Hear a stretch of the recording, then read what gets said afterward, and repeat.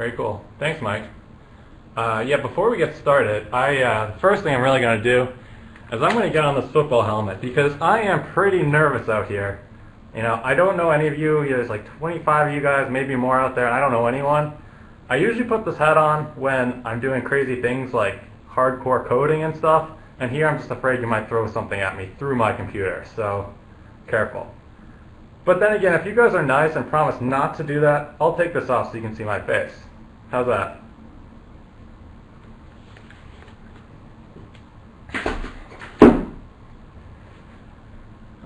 But in all seriousness, I'm really excited to be here and talk to you guys tonight. We got some really exciting stuff coming up. I'm going to be talking about techniques on how you can use these index records in your forensic investigations to find evil, to find bad guys. And I've had a lot of success with this over the past couple months. As you may know, I work at Mandiant, where I'm a consultant doing mainly incident response. And this is something, well, parsing index records is one of the things we've been using with a high degree of success, particularly very recently. So this is something I do want to kind of get the word out about, make sure everyone knows how to do this, because it's some pretty cool stuff. Cool. So with that, let's begin. And when we begin, I don't want to immediately jump into gory details and, you know, binary structures, which, by the way, we will be doing a little bit later in the presentation. Let's start off with a little bit of context, so that can kind of motivate us to understand these index records. So in our heads, let's imagine the following scenario. A 3-letter government agency knocks on your door one day and says, hey, don't ask us how we know this, but we just saw a lot of your most sensitive information leave your network. And it didn't just leave your network, it went to a foreign country that is in deep competition with us.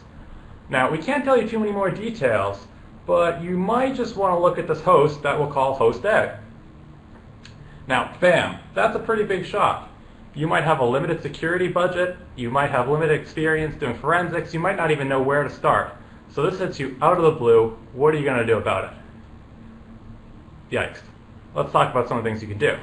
But first off, let's see what the attacker did. We'll take a glimpse at the other side, and that'll give us a little bit of insight into the evidence that we'll be looking at. So the attacker connected into your network. Sometime prior, maybe a month, a year ago, doesn't really matter so much. He exploited one of your systems.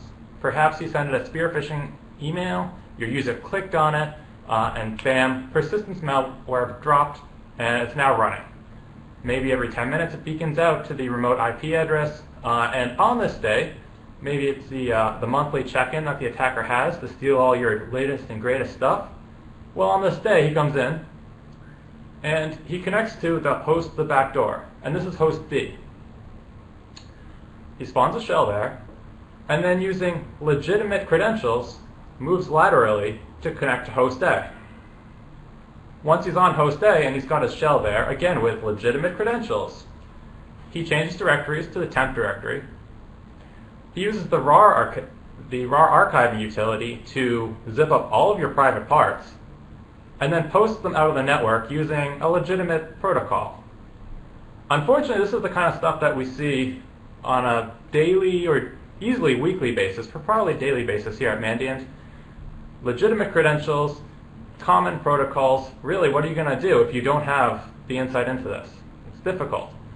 So the attacker, then to make things even more difficult, deletes the archive and gets off the system. So from a defender's perspective, what kind of data do we expect to find? We know host B is compromised. We can do some basic forensics. We can maybe look at all the run keys or all the other persistence mechanisms that we may know about, and we'll find the malware. That's fine. So we know host B is compromised.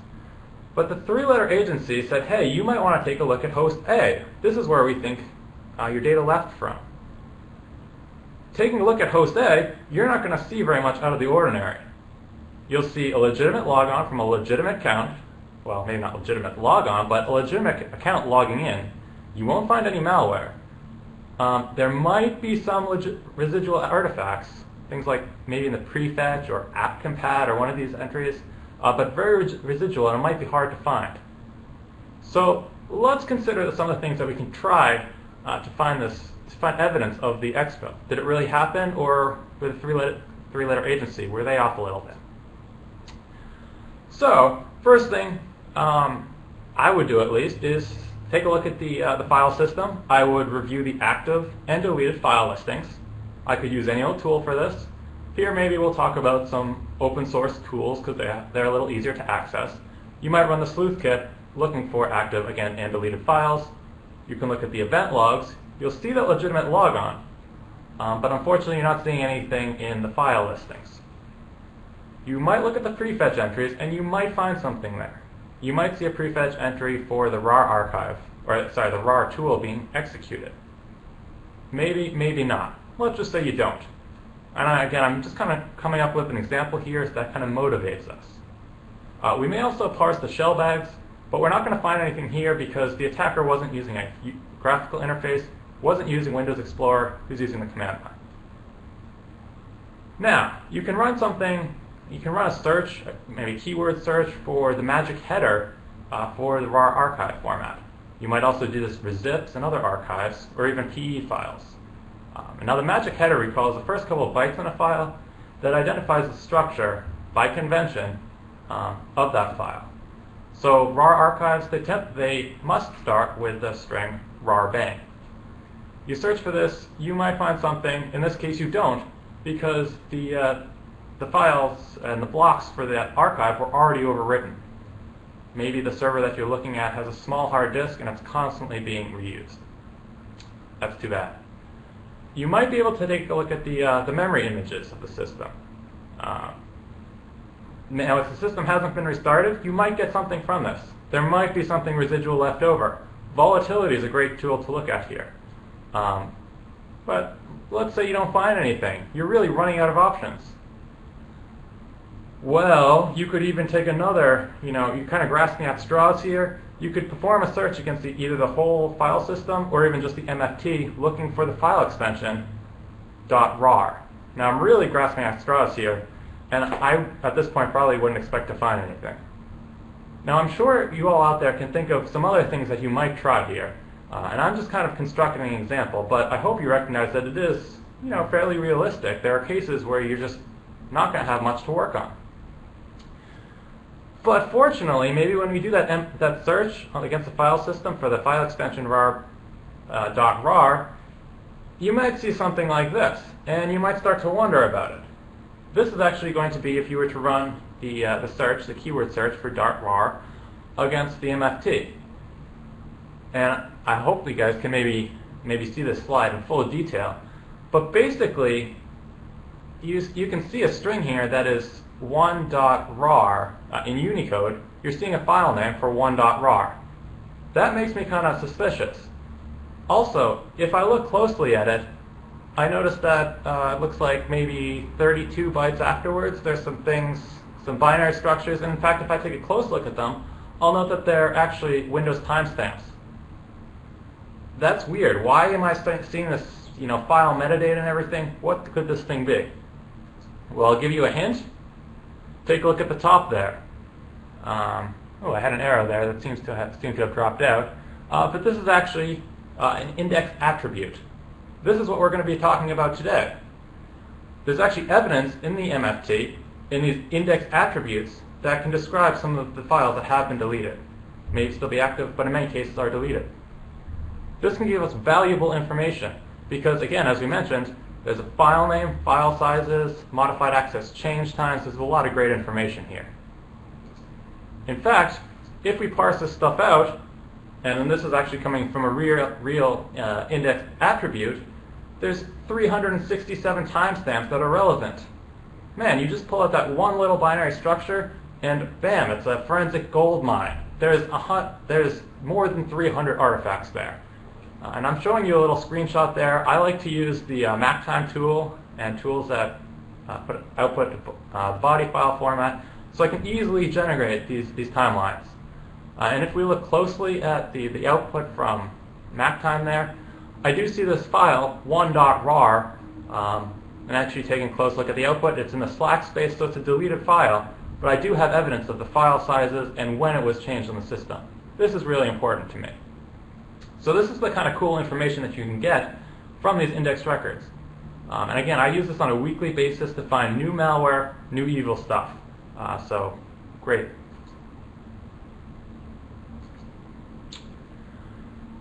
Now, let's take a step back and let me introduce myself a little bit more. As mentioned, my name is Willi Ballenthin. I work for Mandiant. I've worked there for a couple of years now. And on the job, I do a lot of forensics, a lot of incident response. And generally speaking, what I do on a day-to-day basis is I take a look at a huge network.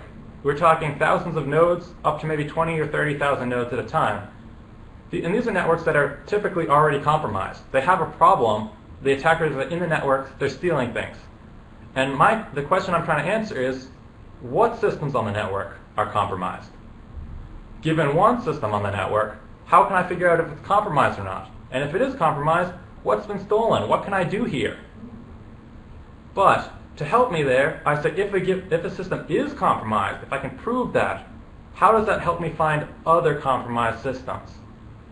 So if I were to boil my job down, it's into these three questions. How can I keep this ball rolling?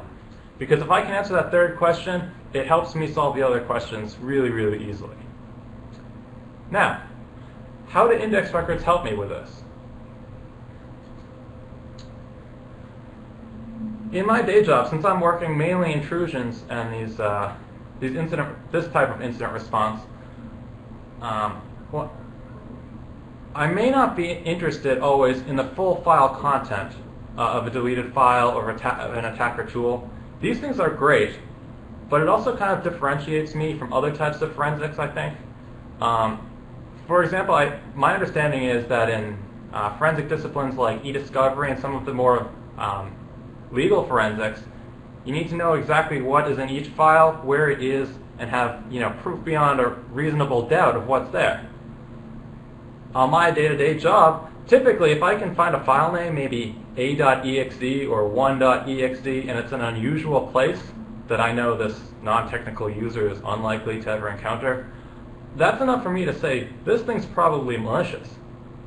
So when I find something like that that really doesn't fit in and I can link to an attacker, I'm willing to take a basic indicator of compromise and plug that back into my system.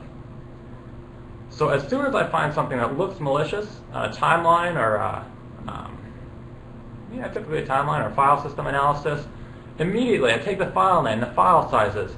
I can create a pretty good IOC for this. If I combine the two and I say, if the file size is within 10 bytes of so-and-so, and the file name looks like this, or maybe it was compiled on this date, that's a fairly solid IOC for malware.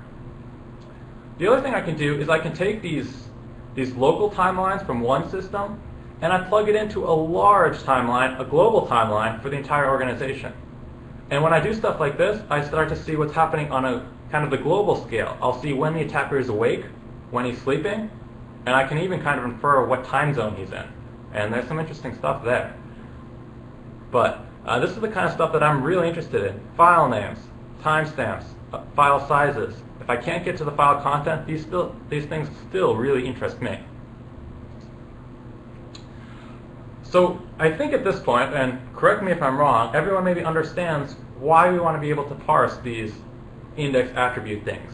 We get these interesting metadata, and we can help paint a broader picture of the investigation.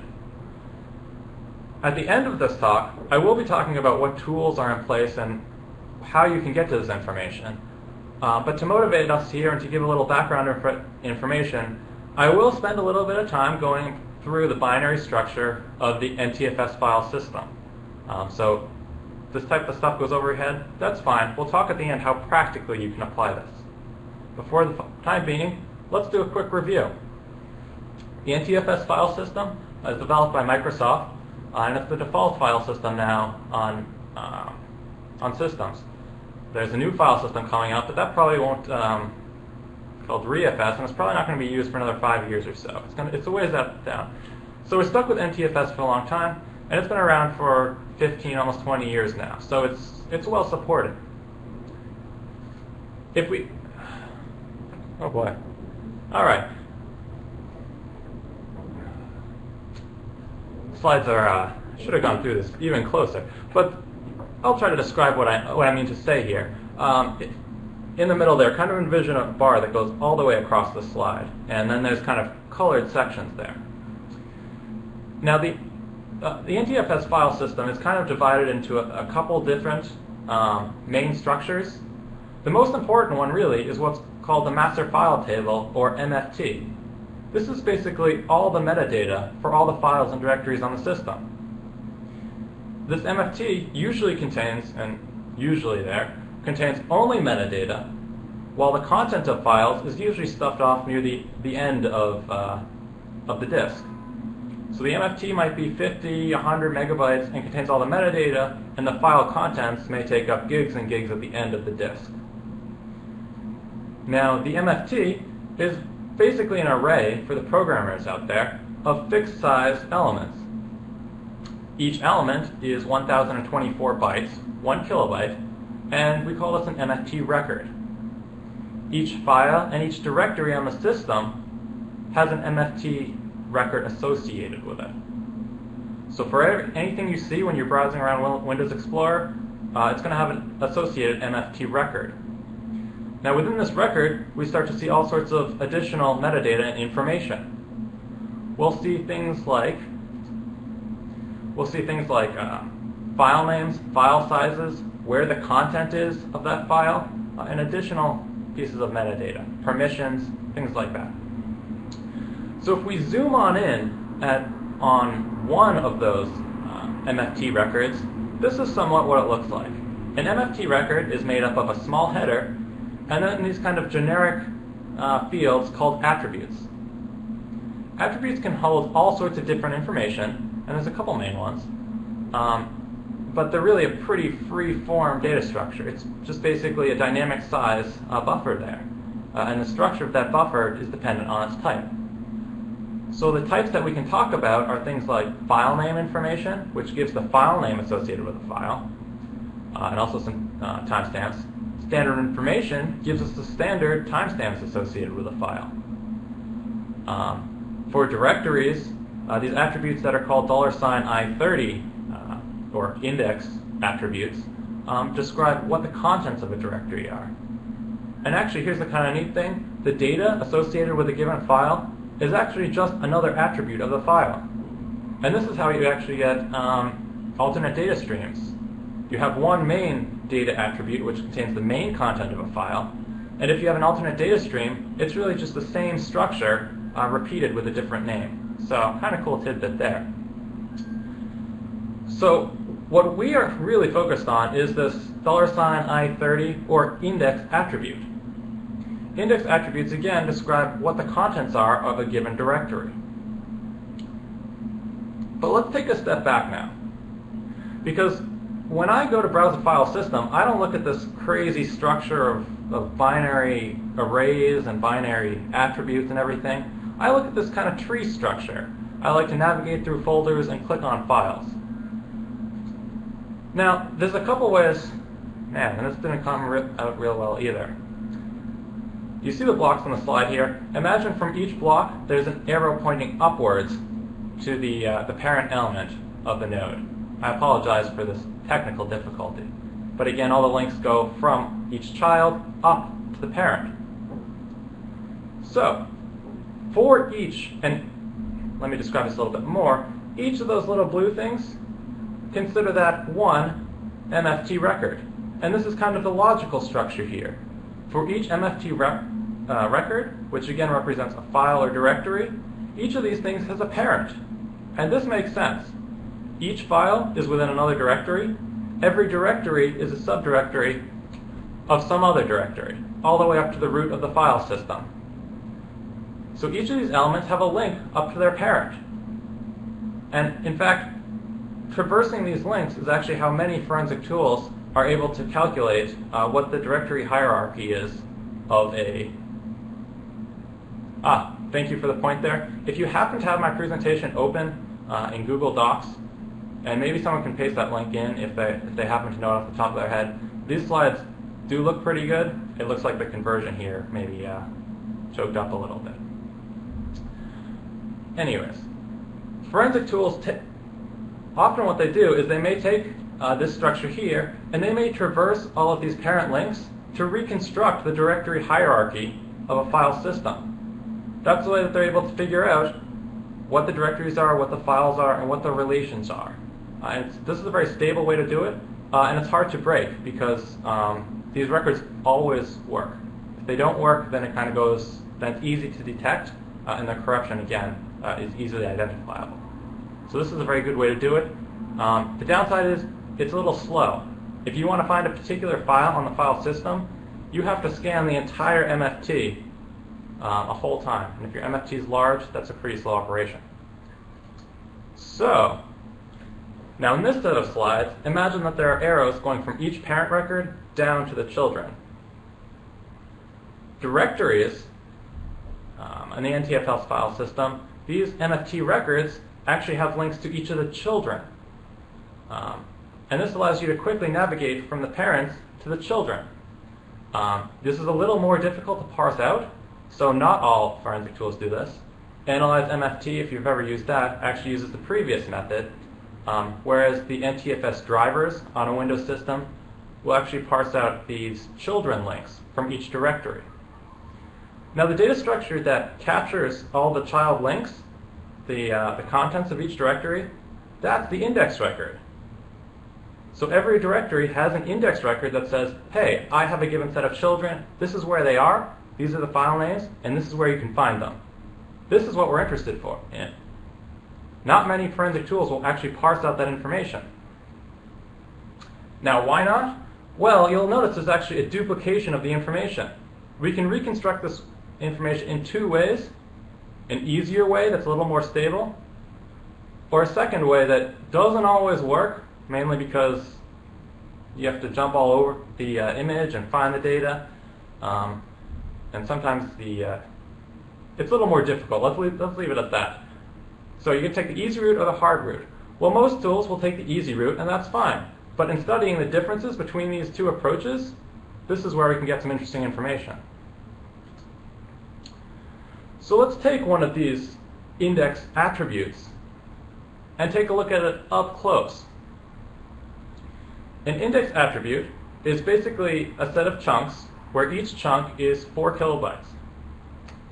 Within these chunks, we have a set of elements. It's basically another fixed size array.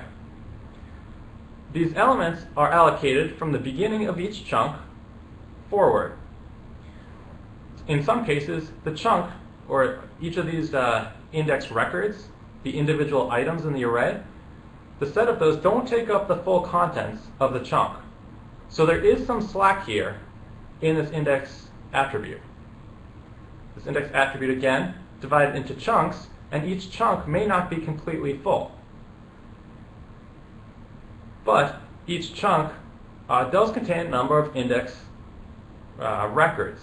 And there's going to be one index record for each of the subdirectories or subfiles in a folder.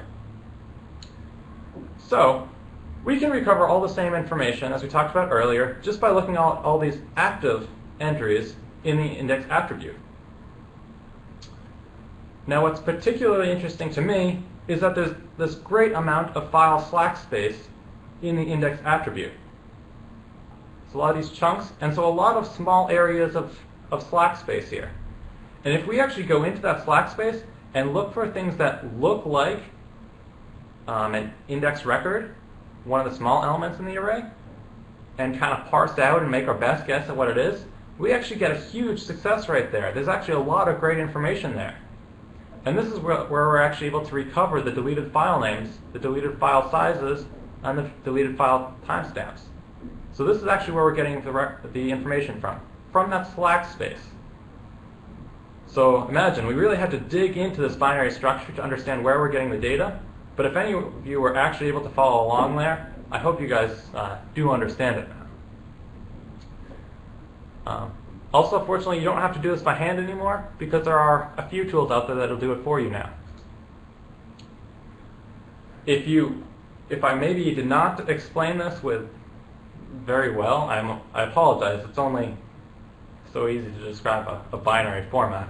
But I tried to do my best. But if you didn't maybe get everything I said there, The takeaway here is that many forensic tools kind of take the easy route to identify the directory structure on a file system. But this information is duplicated. If we take the other set of information that's a little harder to process, and we kind of do a diff of that information, we can come up with a lot of brand new information. Information about deleted files, timestamps, and other great information. And in this case, we're talking about index records. So that's where it comes from. Now let me answer at least Paul's question here. We're not actually talking about the MFT record entry slack space. So the MFT record actually has 1024 bytes. In some cases, the attributes within an MFT record are not that full space. They might be 600 bytes or something like that. And so the leftover space at the end, that's MFT record slack. Sometimes there's great information in that. In this case, we're not talking about that. We're actually zooming in and looking at one of the attributes. And this particular attribute has a variable size, and within it there's actually slack areas. So within one attribute there's actually additional slack, and we're looking at this slack space. Does that clear up the question? Awesome. And I see another question from Larry. How do you tell if the MFT has been altered? Maybe you could expand that question a little bit. What do you mean by altered? And I'd be happy to answer that question maybe at the end of the presentation. So in review here, we'll take a look at these index files and potentially get a lot of great information. So this is cool. Now you're saying, hey, I want to go do this. On my next investigation tomorrow, when I go into work, I want to know how can I get these great index record things and how can I make them work for me? Let's talk about that, practically speaking. Also, note here, I'm not a NCase or FTK expert, so if I happen to say something that's partially correct, feel free to correct me in the chat here because I do only want to spread true information. But fortunately, I'm not going into too many details. Because if you do use NCase, there are some N scripts out there that you can use to parse out the index records. By default, NCase does not work with these index records. But it does ship, at least newer versions of NCase, does ship with the index buffer reader script. There's also a set of scripts from 42 LLC that extract these index records, and I think they give you like a bookmark view where you can actually go in and review all the files that it finds. So if you're working with NCase on a day-to-day basis, there are tools that you can use to extract the information in these index records. Just note that when you initially process the case, the directory hierarchy that you see on, I think it's on the left pane there, the drop-downs and everything, those are not going to incorporate the information in an index record. Now, if you're an FTK user, or even you're familiar with FTK Lite, where you can just kind of image things or browse images, this does a little bit of a better job because it actually pulls out the index attribute and displays it in each directory. And it shows up as the $I30 file, which happens to be the human readable name of the attribute, the index attribute. So when you're browsing in NCase, when you're browsing around in FTK and you see these $I30 files, these are pseudo files that FTK stuck in there and said, here's the contents of the index attributes. It's actually trivial then if you right-click and export the file to get it out of the tool, so you can process it with an external script. And this is actually the approach that I'm going to maybe recommend. And the script you can use is actually IndexParse.py, which we'll talk about in a sec.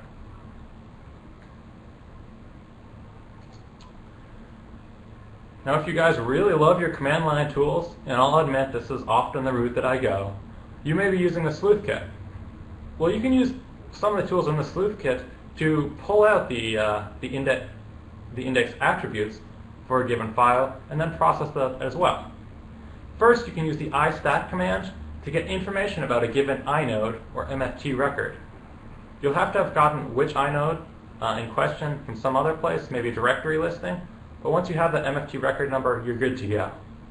So you plug it in, And it'll print out a whole bunch of information, but the interesting thing that to us is the attribute section, where we're looking for the $ again, I30 attributes. Now there's two. There's type 144 and 160. You're going to be most interested in the type 160 here. These are typically much larger and actually contain all the slack space. The type 144 is actually always resident in the MFT record and typically does not contain any extra slack space and really isn't going to get you any extra information. So focus on the type 160. So at the bottom of the slide there, you're most interested in that entry. You can then go on to use the icat command to pull out the associated attribute, and you can pipe it right to a file. You can then use this file again with a script like IndexParse to show all the relevant entries.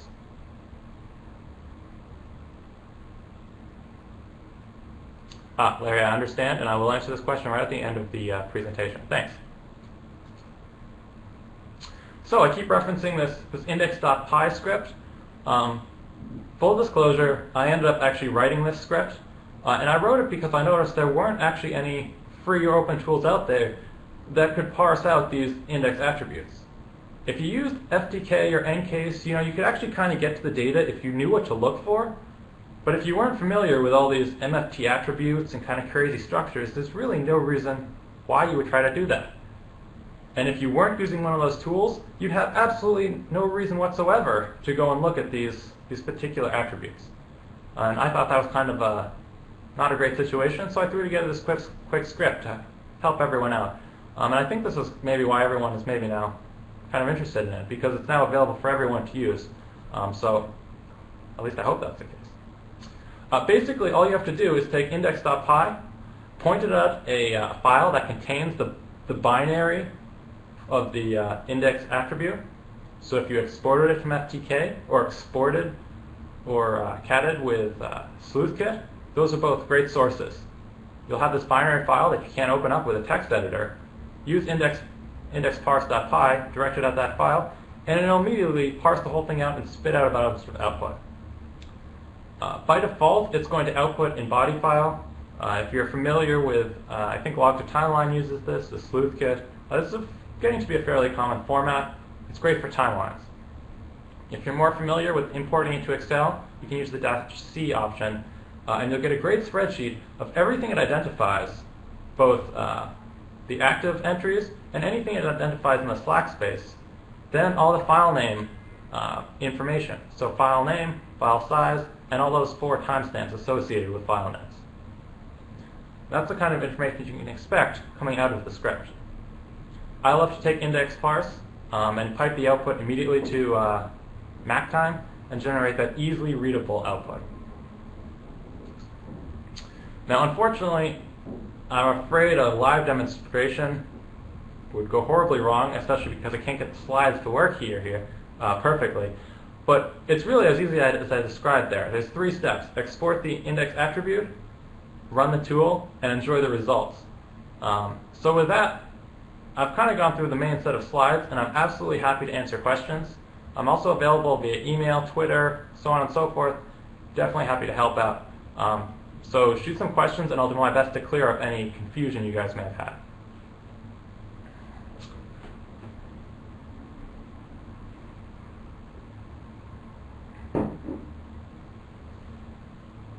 All right.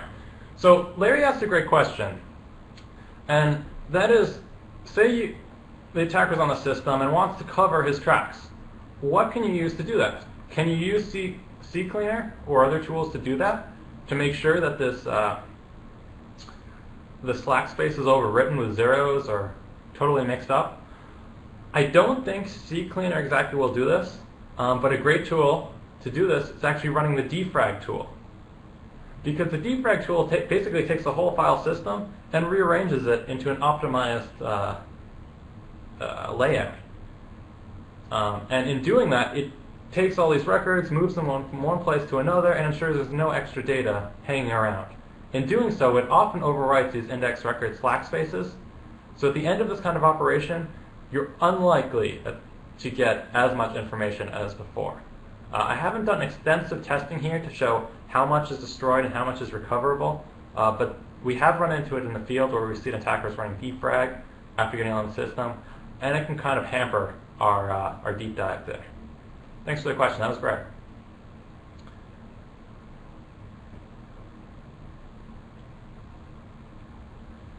Okay, so JJ is asking about the different timestamps for the 8.1 named items versus the non-8.1.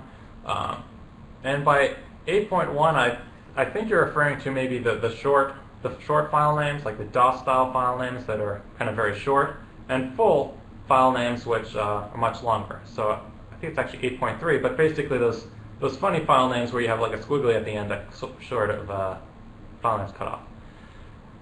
Anyways, the thing to take away from this is that one of the great things about index records or parsing out the slack space is that you may have many, many instances of similar attributes for the same file in different points in time. So as things are mixed around and as entries are added and deleted, you may actually have 2, 3, 4 entries for the same file where each of those entries were initially written at a different point in time. All of those records at some point were valid. And all the timestamps within those records at one point were valid at some point in the past. So when I go in and I look at these things, in many cases, even though there's only maybe 10 entries in a directory, I may still get hundreds of entries there in my timeline afterwards because there's multiple instances of each record.